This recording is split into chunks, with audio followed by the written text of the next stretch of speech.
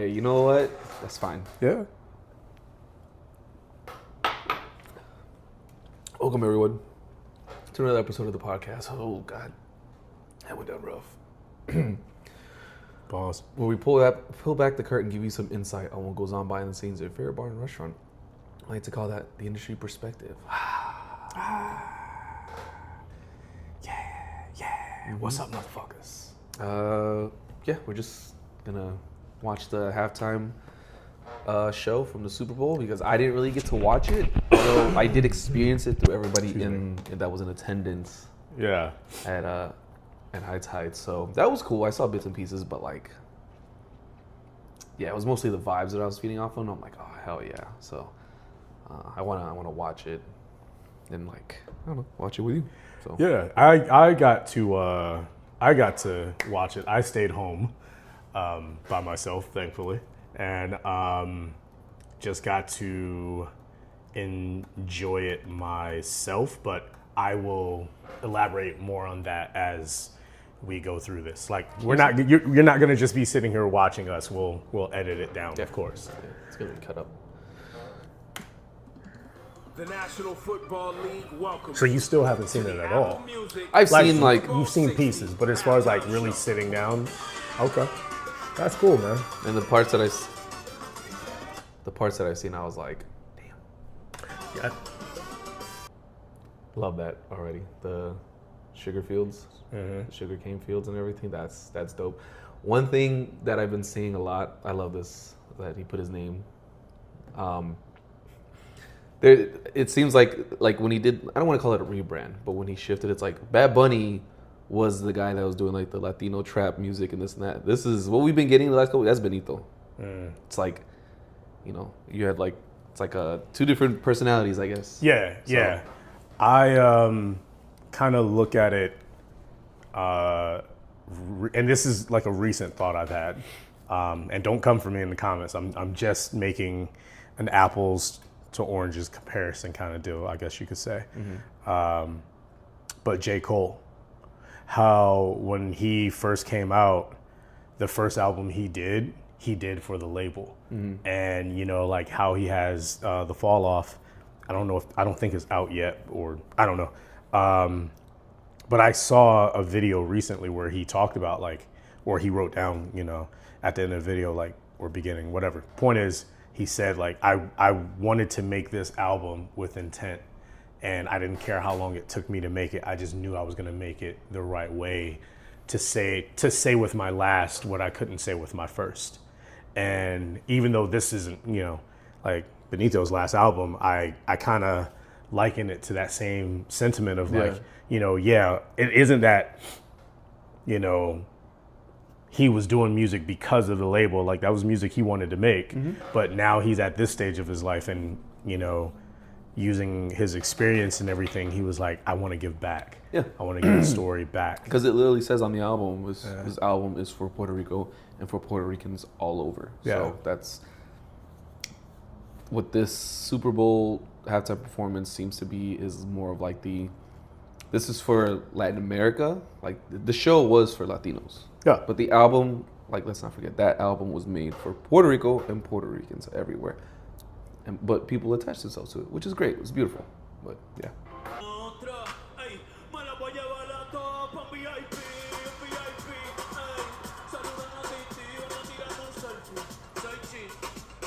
I don't know how those cheese are just standing there, bro. I don't. Oh my god. Well, you saw most of them weren't, well, not most of them, but some of them weren't able to just stand there, which I definitely understand. Don't blame them. Don't blame them at all.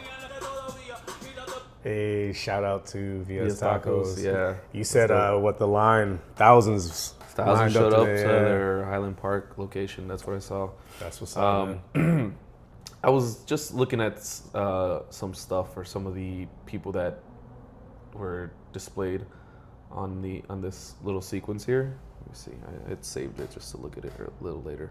The Coco Frio stand was run by a Salvadorian immigrant woman. So putting salvies on. Shout out to El Salvador. And that symbolism in that is like most Latinos love coconut.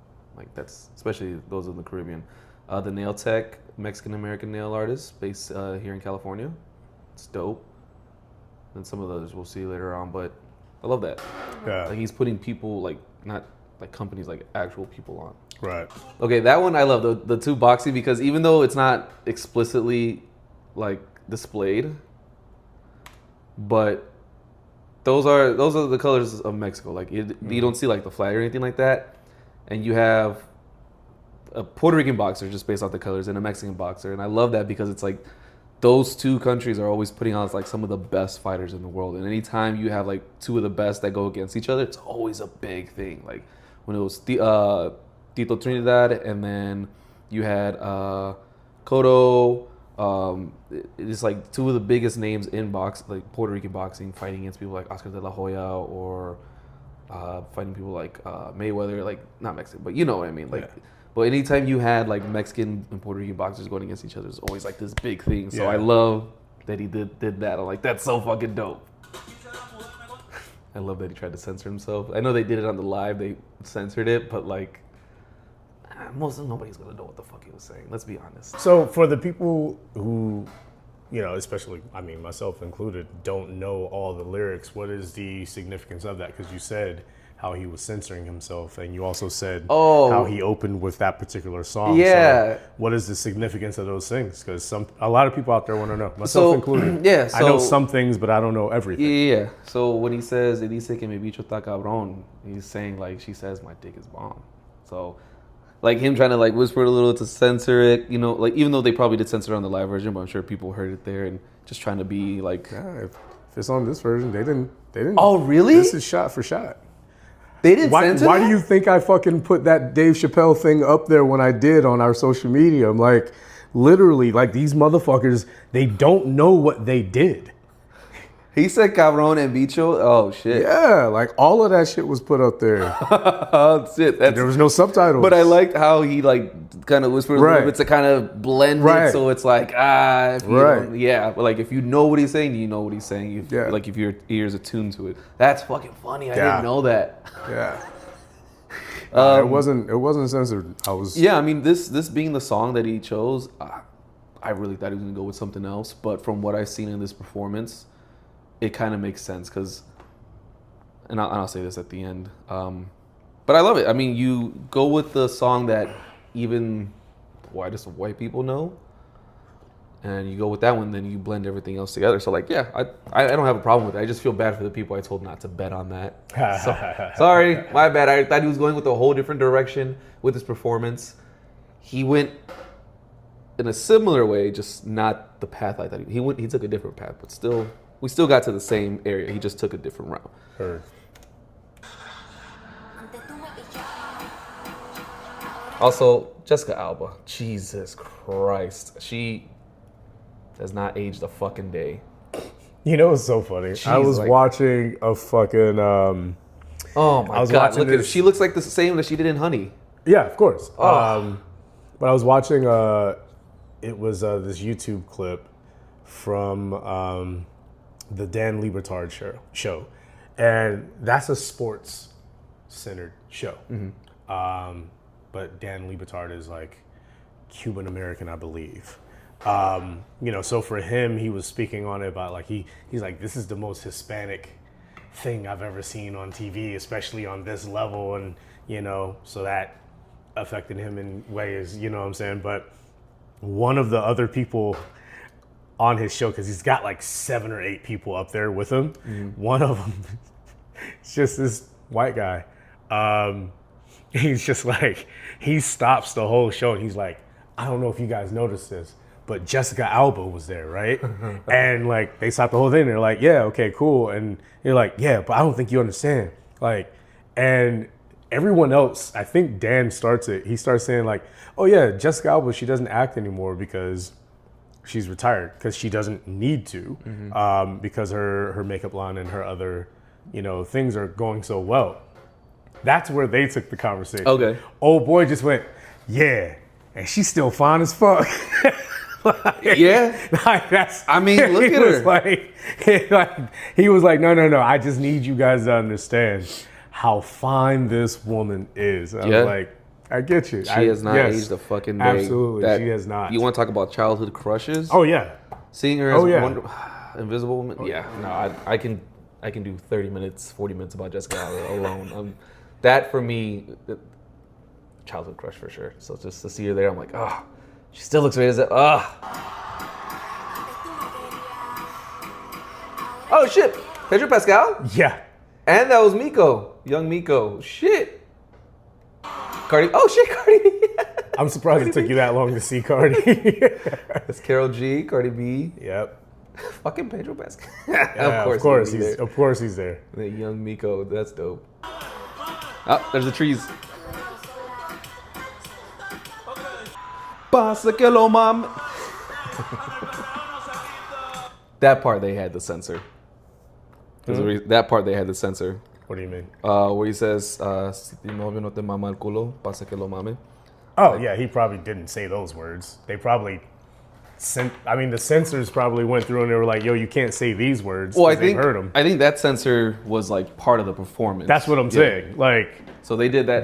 But it was just the words that the white people knew. Yeah, they were like, "No, we've heard Kulo. You're not getting that one past us again. We know. Pitbull already did that. Yeah. You're not getting this one past us. All right. We remember Kulo twice. We know Kulo. Kulo, and we don't know that other word, but we can't. We're pretty sure that's not gonna work. That's fucking funny. So I love that they did it like that. That's yeah. But it's such an integral part of that song. So right. like, you can't remove it. But if you know the lyrics, you're gonna scream it. Yeah. Honestly, that part too can be interpreted as the like a lot of houses in PR, like even more when you go like, how do you say it? When you say campo, like the country, more inside, I guess more to the country side of it. You have houses that are older, like because of hurricanes and this and that, like they're basically rotting, so parts fall apart. Yeah. And like I saw one TikTok from this dude. He's like, oh yeah, he's like, after the last hurricane, like we had this whole section here and it got blown away. So now it's like this door that we had to put up in a wall. And like, he's like, yeah, that shit fell down there. Part of their house. And I'm like, that can be interpreted that way too. Like some of these houses just falling apart because there's no support from the mainland USA, which no support from the colonizers, I guess. But maybe I'm just looking at it that way. Maybe it's not that. Yeah, but that's how I interpret that part right there. Yeah. Or maybe it's just a cool transition. That's the thing about art. It's subjective. Yeah. And see, like one of the things that I enjoyed that someone said is, I like the symbolism of him, crashing through your ceiling, crashing into your living room, into your dining room, but then he just walks right out the front door. Because it feels like that's what he was doing to America as well, even though it was for sure. I like the symbolism that you felt as well, because it's a Latino family that's there and it's Puerto Rico. There's also that feeling that, as you've seen from the reaction from a lot of right-wing media, it's like he just crashed into their living room. It's like, literally, dude, we told you he was coming. Literally, we told you he was gonna be here. You had months to learn. Yeah, and that's why I love that he doesn't just walk out the front door. He fucking kicks that bitch open. That's what I loved about like that scene where he's like, yeah, he crashed through and he's here now, but now he's here. We here now. And he just kicked that door open and then it goes into this part was a big deal for me too. So, that part right there, those 4 songs I just played, I liked how that's him paying tribute to those reggaetoneros that came before him, like Tego Calderon, Daddy Yankee. Who was that? Wisin y Yandel, maybe? Hector Father. You had like these big names in reggaeton that definitely helped put, like, they came before him, and Gasolina was like the biggest like song or whatever, but it wasn't labeled as reggaeton. Really, it was labeled as música urbana latina, like just the urban category, or Latin pop. So I love that he's putting some of these big songs in reggaeton. Like, I love that, to build up to his big reggaeton banger.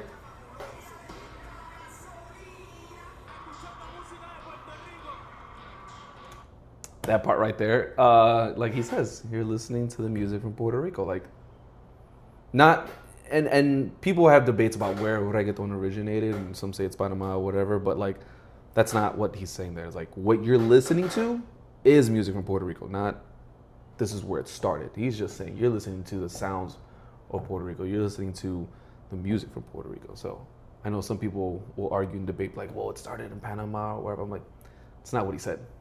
He said you're just listening to the music of Puerto Rico. That's it. It's a fucking banger. I gotta blast this one. I'm looking at the trees. I'm like, which one of y'all moving? Cause like I can't sit still. Obviously. I love that he had Concho up there too. Yeah. Even because he's been part of the whole tour, the whole experience. So I love that they gave him a little like screen and a seat and everything. And I saw a TikTok, somebody was like, this melanin deficient woman was like, well, who is that? And she wasn't being mean. She's like, I don't know who that is. Like, who is that? It's like, that's the owner of La Casita where he's dancing on. Like, that's his house. That's his casita. Like, so that's who that is. That's Concho. I love that someone said that Bad Bunny used the halftime show to dance on random things and make it look cool. He's just on a building, on a car. He's just dancing on it, and it's just like, yeah, he made it look good.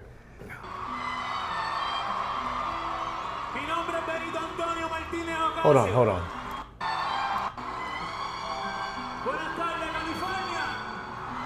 I thought nobody knew what he was saying. I guess they But when he said it, they responded. They did. They were like, hey. I'm just saying, I was told nobody there understood a word he was saying. Sounds like they did. I just checking. Sounds like they did. All right. I love that this is like a Spike Lee thing, man. Like this, for me, just, it speaks to the black in me to have him do a Spike Lee style like thing where he's just getting carried through and the music's just going. That shit hit. That song that hit for me. Used for his monologue is fucking dope. Yes. I love this. Yes. I love this. I love they had to sneak in the little Mexico flag. The fact that that's an actual wedding. Yeah. So I read that That's this really couple, cool. they were planning their wedding, and they're like, well, what if we just send an invite to Bad Bunny? Like, people do stuff like that all the time. Maybe he'll give us a signed photo or something like that. And then apparently they got an email like requesting to be on a Zoom call. They're like, what? And then they explained everything. It's like, that's so fucking cool to get married during Bad Bunny's show. That's incredible. To have that be your first song as well. Yeah, Lady Gaga come out and sing for you just now got married. First song, dude. That's pretty dope. Yeah, I love that. She's wearing the dress with the original like light blue color from the flag, and then I believe that's the flower, the national flower. The Flor de Maga. And I love how he says "Esta lo tu quería," like this is what you want, right? And then it's to a white woman singing in English, and that's no shade to Lady Gaga, but he was like, "This is what you wanted, right? Well, here you go." There you go. But she's doing her song salsa style. I love that. She just couldn't hold it back either. Right? She was like, I gotta move. Have you seen the video of while she was singing that? There's a video, I wish I had it pulled up, but there's a video of Benito actually on the side. Yeah. I just saw that. He's just dancing. He's just dancing to her, singing. Sick. I love that. I saw this post that said, like, having her as a choice was like being his idol, or whatever, was dope, especially when in today's climate of being such a toxic, masculine, world or whatever. To have a woman like, nah, that's I love her. Yeah. I love her shit. I love her stuff, and then have her be your first guest appearance. Like, I love that. Yeah, it's also interesting because a friend of mine texted me like, as soon as she came out, it was like, nah, I don't like it. Like, they were just like, I don't like it. It's the one thing I don't like from it. But again, I've said this before, I feel that that's also indicative of like a lack of exposure on their part. Not a lack of exposure to Latin culture, but just like, I'd say like a bunch of other cultures, you know what I mean? Because to me, like, I saw the significance of it without fully knowing everything about her being his idol until like afterwards. You know what I mean? So to me, I'm like, for her to be there is significant regardless. And for him to be as intentional as he was, I was like, there's a reason she's there, you know? So to then find out afterwards that he had such reverence for her, it was like, well, yeah, of course. Of course he would have her out there. But it's just that friend's reaction, as well as a lot of the negative reaction I've seen, I really feel for people. I really do. Because like a lot of people hate on things and they have no idea why. They just have no idea why. And it's usually just because I don't get it. So instead of thinking of how to get it, or asking, or reading, or researching, whatever, they're just like, nope, I don't like it because I don't get it. And I'm like, don't you understand that someone else out there is doing the same thing to you? Which then you could say like, oh, I don't give a fuck, but you do. Yeah. Everyone gives a fuck when their traditions and who they are as a person is rejected by someone who doesn't understand them. But they don't always see when they're doing it themselves, and it's just it's mind blowing, and it's not my place to try to change anyone's mind. It's just when I see it, it's just sad, you know? Because to me, I'm like, how can you not just enjoy the show? Yeah. But some people just can't because they haven't been conditioned to. I guess they haven't been exposed, basically. Yeah. They can never get divorced because if they were to remarry, it would never top that. That's been my thought this whole time. That's it. Divorce. You have to make this work, because if you ever remarry, it'll never be better than this. This is the best thing ever to ever happen in your life. Like, that is your best day ever. Like, you cannot top this. You have to stay together. But I don't think those people would divorce. They seem really in love. Yeah, that is the most realist shit right there, man. That part where he wakes up the kid sleeping at a wedding. That is like the most. What's the word? It's the most like. What's the term? Shared experience. Thank you. God damn, I couldn't. That is the most uniquely shared experience amongst Latinos, is that whether it's a quinceañera or a wedding or whatever, there's gonna be some kids sleeping while the music is fucking blasting. How they sleep through that, who knows? But that's why we can sleep through a lot of shit as we get older, because like we're falling asleep at weddings right on the chairs, just like that. Because Latinos are not gonna take the kids home just because the kid's tired. Not gonna take them home. We don't do that. It's like we stay there until it's over, and then the kid's asleep, and you wake them up, and then you go or whatever. So like that to me was like the realest shit ever. I love that. I absolutely love that. I will say though, I just feel that that's not also uniquely Latin, you know? And that's one of the things that I hope that we kind of catch on to this a little sooner than later. Because I've been to a lot of weddings and a lot of different like races and different traditions, and there's always a kid sleeping through it. Yeah. Every single race, every ethnicity, every background. Because kids don't give a fuck. If they tired, they sleeping. They're gonna sleep for sure. They is sleeping, bro. And, you know, we'll be at a party and you'll just knock out and you'll just miss the whole goddamn thing. You know, it's a very uniquely kid experience, but, sure. You know, I love that. I just love the look on his face here because you paused it and you can see just the pure joy in this kid's face of like, no, I had to lay there and pretend to be asleep while everybody else is dancing. That kid's a really great actor. Yeah. To pretend to be asleep for that long, because even the trees couldn't stay still. Nah. But yeah, man, I just feel that, you know, and that'll continue throughout the video, of course. I just feel that this performance was the most American performance I've ever seen, because if you take the time and don't listen to the lyrics, like as far as like not knowing the lyrics, just watch what's happening and look at the story, like every piece of it is the most American story. Yeah, just of course. With that symbolism. And it's just like, for people to find anything to hate on it, it really just, just shines a light on that It shines a light on who emptiness in you are as a person. Honestly, Yeah. that's what it is. Because like you said, like kids are gonna fall asleep for sure. I only said that because Latino. It's your experience. Yeah, that's what I'm saying though. I mean, and that's what I mean is that I've heard every Latino say that, you know, but I'm Afro-Latino. I grew up with my black side.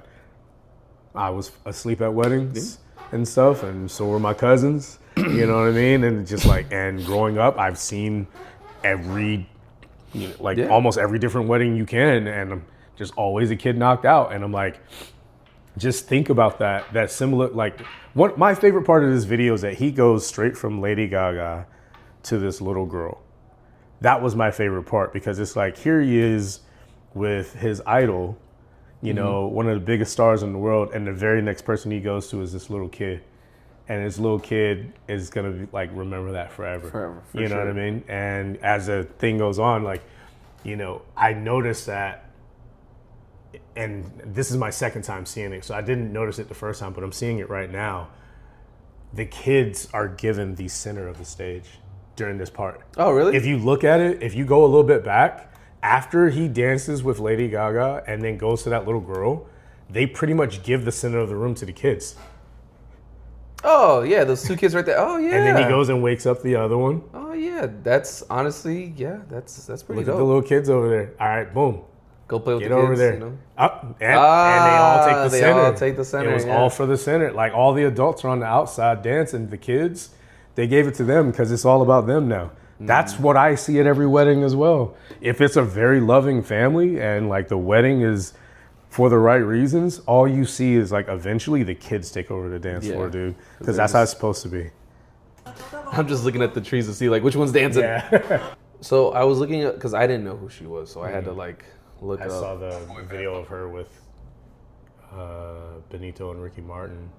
And I saw like she was of significance, but I don't know who she is either. She is Tonita.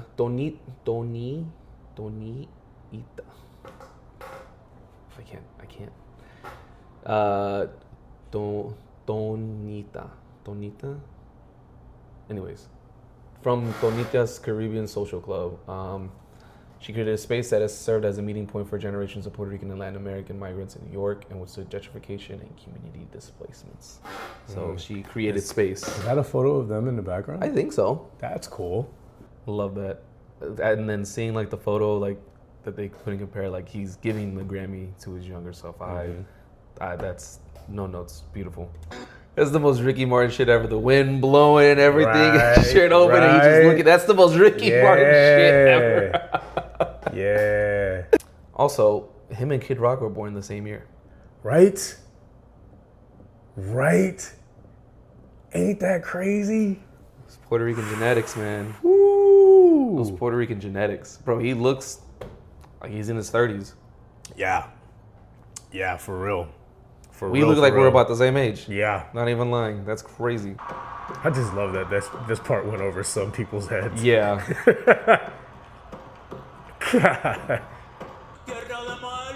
He couldn't say it. He couldn't say it, but he wanted to. Say what? Be fucking yere. He wanted to. They understand fuck. Yeah, I mean, that's said God bless America, named every country in America. It's crazy because, as I said earlier in the video, I thought he was going to go in one direction as far as what he was going to do with this show. I really thought it was going to be, and it still was, but the way I envisioned it was very much like, fuck the United States, fuck this, fuck that, blah, blah, blah, this and that, Latinos together. And he did all that, but he did it with love. Like it said, the only thing more powerful than hate is love, and he did it with love. And he did everything he could to make everybody feel included, including the United States, which, I mean, besides the fact that they've colonized Puerto Rico, but also just been doing everything they can to just oppress Latinos and people of color, really, you know, not just Latinos. But he was just like, nah, like, God bless America, every single country, and the United States. It's like, yeah, like, you know, you're part of, you are not America, but you are a part of America. Because people forget when they say like, oh yeah, America, everybody automatically thinks United States, but Mexicans are Americans. Salvadorians are Americans. Honduras, all of them are Brazilians are also Americans. I mean, Peruvians, all these countries, they're all Americans, just different parts of America. I mean, and that's what he did. He's like, together, we're all together on this continent, and of course around the world, but like just specifically speaking to America, I love that he decided to go with. He still made a statement. Everything, the message was still delivered. He just went about it a different route, and I love that because I really thought it was going to go one way, and he went that way. Still got to the same finish line, and honestly, like I just love how he did that. That shit was, without, in my unbiased opinion, that's like the best thing I've ever seen. And I don't want to compare it to Kendrick's, but like when you put them side by side, they did the same exact thing. Both things put on. Both shows made amazing statements while uplifting their culture, and I absolutely love that. So I've seen people online saying like, "Oh, this one's better." It's like, no. Neither one was better than the other. They both did the exact same thing. Forget about the numbers. Who watched it? It's like, did you enjoy it? Did you get the message? That's all that matters. Did you receive the message that was being portrayed? If you did, cool. That's it. That's all we have to. We don't got to say who's better. It doesn't matter, man. They were both amazing performances. It's just what you tie in, what you attach yourself to. Yeah. And for me, this one, this is the best fucking thing I've seen as far as Super Bowl performances go. And yeah, honestly, it couldn't have gone better. I just wish it was longer. Yeah, it was a little shorter than I expected. Yeah, I will admit that. I wish they gave him like a full 20 minutes, Yeah, it was a little shorter than I expected. Okay, apparently there was a game that they had to resume. I don't know. It was something like a game. It is funny that he scored before the Patriots did. He did. He made it to the end zone. He made it to the end zone before the Patriots with the did. Football before they did. That's funny. He got in their end zone before they did, man. Oh, That's no. crazy. That's funny. Yeah. That's hilarious. I like that somebody said it was a same message, different font. For sure. I mean, we joked about it leading up to it. Like, for me, I'm like, I've had a great 2 years. Yeah. So I don't know where we can, because, people are like, well, where do we go from here? I'm like, I don't know. I don't know how you can top the last 2 years. So I don't think you should try. No. I think next year should just be whoever. Whoever they want. I think it should be either female or queer, personally. I would like to see another different voice out there. Yeah. That's just me personally, though. I just feel like that's the most natural progression to piss MAGA off even more. Yeah, absolutely. And some people could argue, be like, well, they represent. It's like, yeah, they did, but like we need like somebody from that, directly from the community to be. Because I mean, what's funny is I watched this twice, and the one like 2-second clip where there are two men dancing on each other. Yeah. I literally only saw it the first time, but it was because I was standing in front of the fucking TV. Mm-hmm. And so I noticed it. And then the second time, even though I knew it was there, I didn't even see it. Yeah. I wasn't, it was the furthest thing from my it's fucking really mind. Not even in your Bro, face I was like looking that. at the trees, and then I was watching him dance on the truck, and I was like, bro, that one joke where that one guy said, like, it was just Bad Bunny dancing on top of stuff, making it look cool. And I was like, but look at what he was dancing on top of, and look at what he was dancing in front of, and all of the symbolism. Like, I'm glad everybody was seen.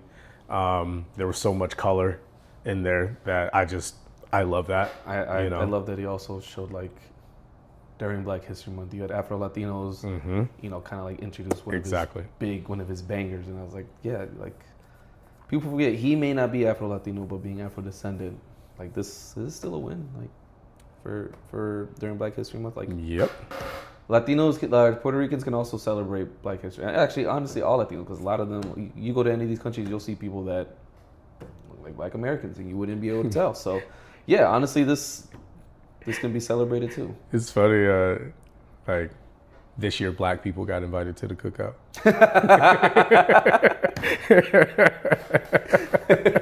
Wait a minute, during Black History Month? Like, Black History Month, you inviting us to a cookout? Yeah. My cousin looks just like you. And I'm the cousin. Oh, what happened there? Yeah, honestly, like, so the main thing I wanted to say was we were talking about how growing up, you didn't really you didn't grow up Puerto Rican, Right. so like, and you grew into Shit, I that. barely got to grow up black. And you grew into that.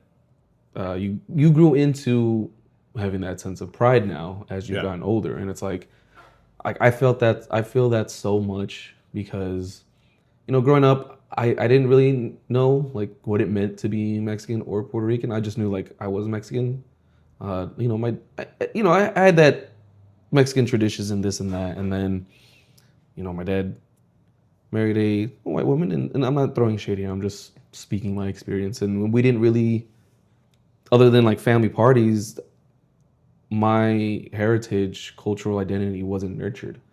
And because of that, I got whitewashed and I didn't appreciate things that were Latino, let alone Puerto Rican stuff or anything Mexican. And I grew to like, my favorite rapper growing up was Eminem. Like, come on. And no shade.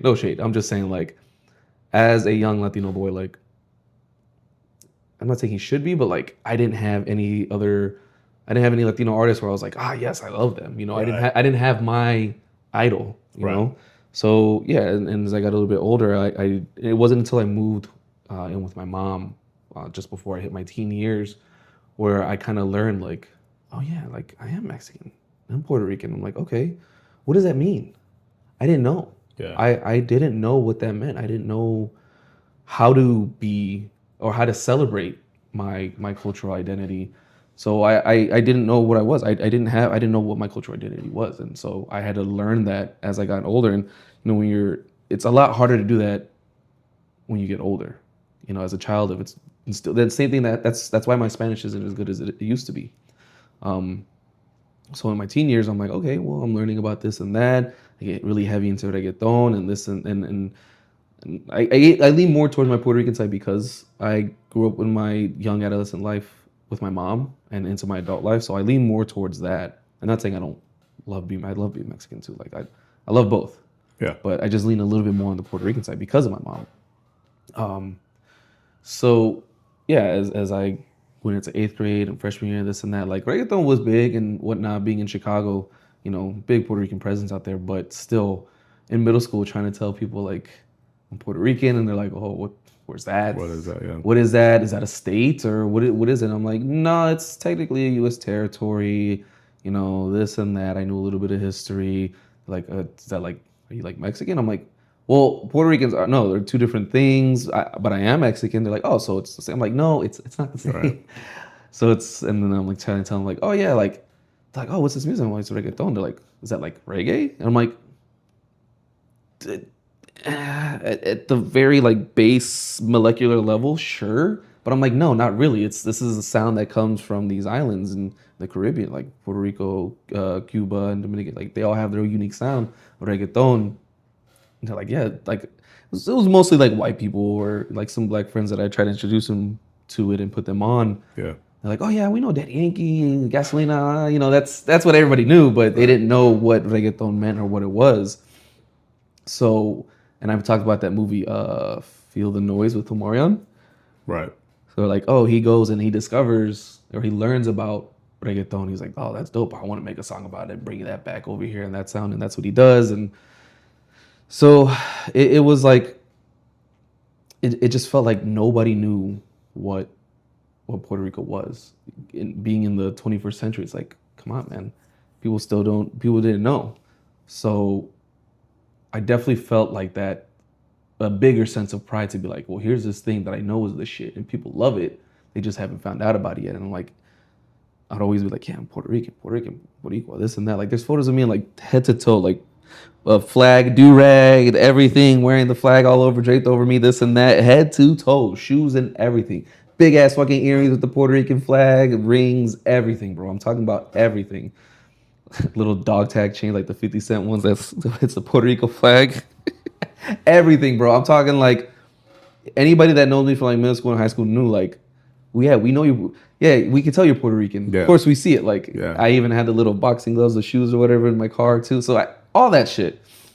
So, yeah, like so when I say, one thing about being Puerto Rican or vegan, you're gonna find out. and as many people come to know, it's like, well, why is that? And it's like, well, because it goes back to the gag law of 1946 or 47, which basically outlawed the display of the Puerto Rico flag. Like this, the flag we have there, you could face almost 10 years in prison if you were caught between 1946 to 1956. You were caught with that flag, you could face almost 10 years in prison, imprisonment, because they were like, no, like you are a U.S. colony, U.S. United States flag. So even humming certain songs that were the unofficial national anthem, like Borinqueña, even humming that tune or humming another one, Que Bonita Bandera, like even just humming that could land you in jail.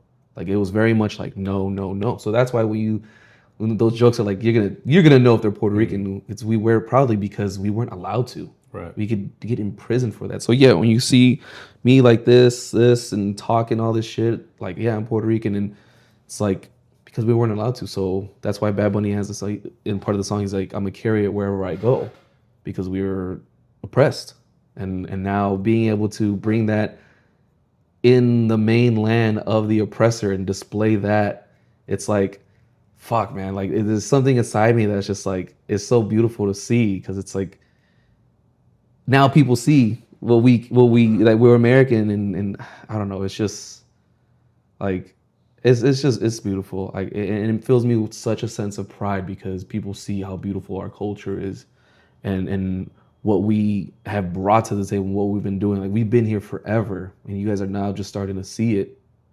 And that's why he says like Seguin was like we're still here. And we're still here no matter what.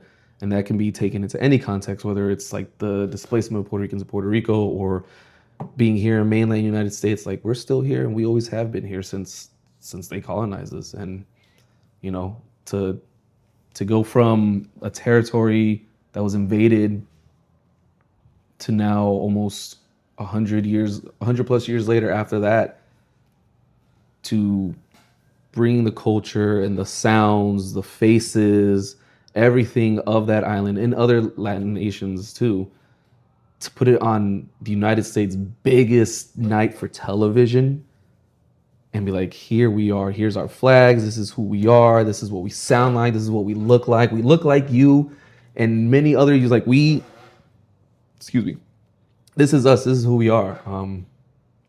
Yeah, man, I feel like such an immense sense of pride to see that from being like middle school, like, well, what's Puerto Rico to like this? Yeah. This is Puerto Rico. You see this shit? Biggest watched, most viewed Super Bowl halftime show. You see all this? That is what Puerto Rico is to all those kids in middle school that didn't know. Now you guys know. This is what it is. So yeah, man, it's just yeah, I don't know. I definitely felt like the first when I saw like that last clip on my own, like I definitely teared up watching it a little bit. I was just like, fuck, man, that's so beautiful. Like I don't know. I just it feels good to see that, and I know the younger version of me would be like, damn, I wish I had this.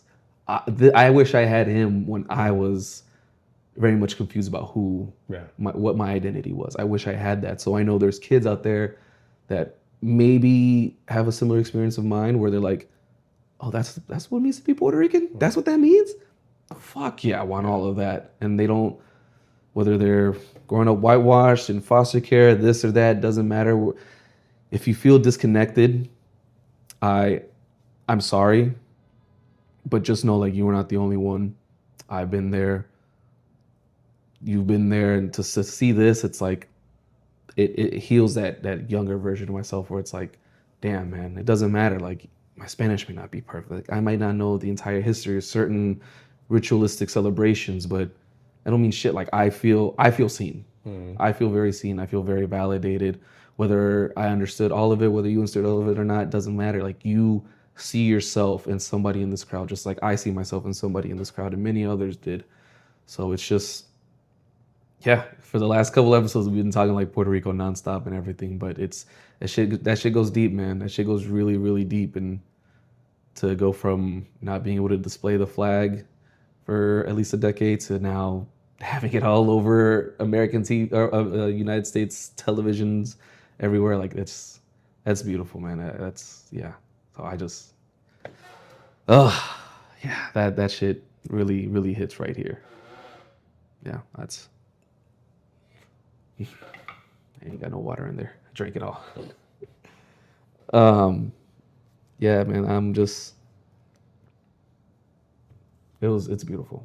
It's really beautiful, and of course, like, what's that quote about the Romans saying like, oh, you just put the circus in front of them like to distract them from the real issues or whatever. Something about the Roman Empire. Like, yeah, for sure. Like, you know, you give us a circus so we can meditate, but sometimes we can sit down and appreciate the statement that's being made on said circus, which is the Super Bowl. Like, that's what distracts us from everything. But like, you can still appreciate this statement. You can appreciate this moment, and then we can go address these issues. You don't have to be like, well, he's doing it on the Super Bowl, so is he really standing up? Yes, he is.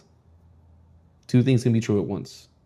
You can not participate, but be like, hey, I'm going to use this piece to deliver my message because I know people are going to be watching. And then I'm going to go continue delivering my message. That doesn't make him a sellout or anything like that. Nothing at all. He's just using his platform to platform all of us. And I love, my favorite part is that we accept EBT on the bodega. Like, that's the realest shit ever too. Like, yeah, there's a lot of, especially Puerto Rico, like they use the EBT and shit because they have to. So, shit, the least you can do is feed Puerto Ricans. That's the least you can fucking do. Taking all of our shit. So I love that. That's real as fuck. Yeah, that's all I got. I've enjoyed watching MAGA spin out of control. That's been kind of cool. It's kind of, ironic when you say everything that you felt watching this for the first time, and having a sense of pride where you also see, people like a Megyn Kelly, who is the most milquetoast of white I've ever seen in my entire life. I don't understand how that woman has a platform. I really don't. But just spewing hate, about a show that was all about love being the thing that brings people together. It really just shows how broken a lot of people are. But I've enjoyed seeing, I wouldn't even say equally, I've more enjoyed seeing the amount of people who have come together. Like, we all have our platforms that we're on, but for me, mine has been Threads lately. It's just a place to go, have fun, crack some jokes in the comment section and move on. But I was watching the game and, I love football, that. So for me, I'm like, it's not the most entertaining game, but it was still football, so I watched it. Mm-hmm. But the entire second half, I was literally just sitting on Threads, interacting with people up there, just seeing so many people be like, oh, I enjoyed this show.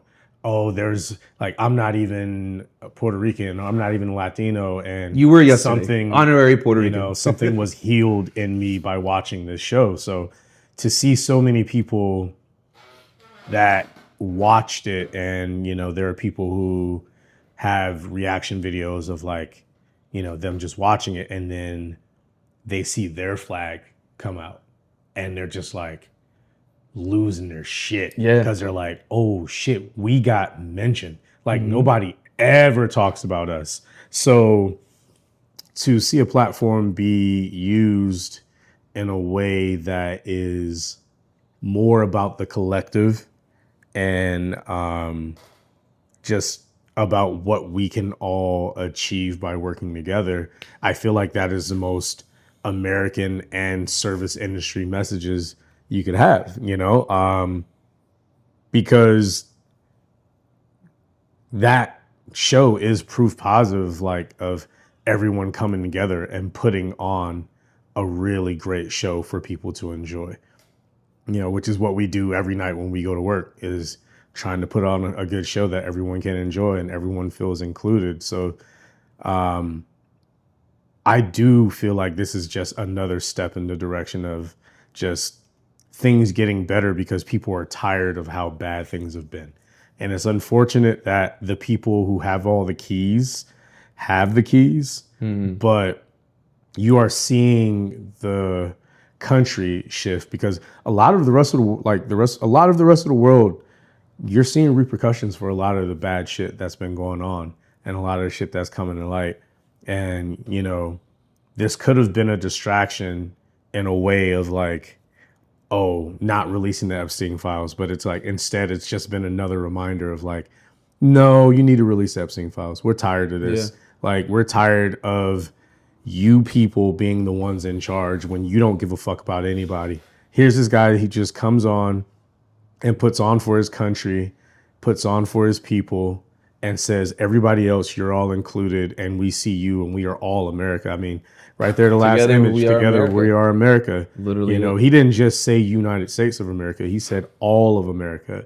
And for anyone to find any kind of harm in that message, it just shows where you are as a person. And I'm sorry, we don't have time for you anymore.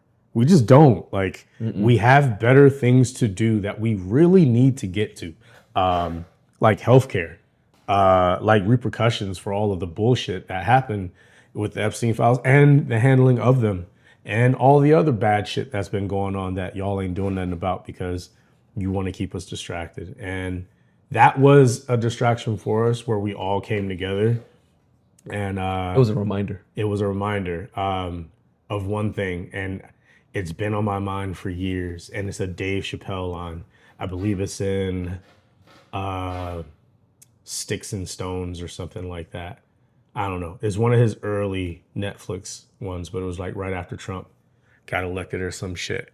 And, you know, Chappelle said, he's like, I've never felt more American than when we all hate on this nigga together. And that's how I feel now. I feel like, you know, you could try to say, like, they try to say that, you know, Bad Bunny, Benito is like anti-American and all this. And he goes out and proves how American he really is. He did more to try to bring the world together than anybody in office right now. Yep. And any of the people who are puppeting his bullshit hatred. It's like, oh, it wasn't vanilla enough for me. I don't understand it. Yeah, well, that sucks for you. Why are we still platforming these idiots, bro? Like, shows like ours have to scratch and claw to get attention, and we're not saying anything harmful to anybody, but you got these people who have millions of dollars pumped into just them being hateful. And I look forward to seeing more and more people wake up to it, and we'll keep doing our part. But I'm very thankful to have two shows in a row, two Super Bowls in a row, where the performances were more about love and about people coming together, even when the people who are tearing us apart like show who they really are by hating on it. It's like, yeah, you just really didn't get the message, but it's okay. It's cool. Like, I can't do anything about you guys being in power now, but we can do a lot to make sure people like you aren't in power in the future. I came across this and I loved it. It said Puerto Rico existed 283 years before the USA was created, when San Juan was already a 200-plus-year-old city with cultural life, society, cathedrals, schools, homes, sports, etc. Washington, D.C. was a forest. I just been seeing just how other people are like, oh, here, what's his name? Country guy. Where is it? Zach Bryan calls out Turning Point USA's halftime show embarrassing after a former fan called him a sellout bitch for supporting Bad Bunny. I don't care what side you're on. A bunch of adults throwing temper tantrums, the most cringe shit on this planet. And somebody's like, he keeps talking like this, I'm about to give his music a spin. Yep. I've listened to him. His music's pretty Hey, good. you know, you can have... I like country music. I'm not going to sit here and act like I go out of my way to look for it, but I'm saying, like, I like all music. You know what I mean? Like, if you have a good message and you have a good tune, then I'm going to listen to it. But, you know, it's the people who want to keep you away from everyone else that's putting all the effort into keeping you away from everyone else. They're keeping you from the cookout, and it sucks. Food's better over here, man. It really is. After the halftime show was over, the performers went outside Yeah. and kept on fucking partying. Like, Yeah, I've seen the video. I love that. Like that's the most Latino shit ever, bro. Just like, yeah, there's something going on in there, but we don't care. We're just gonna party outside. Yeah. We don't need no television, nothing.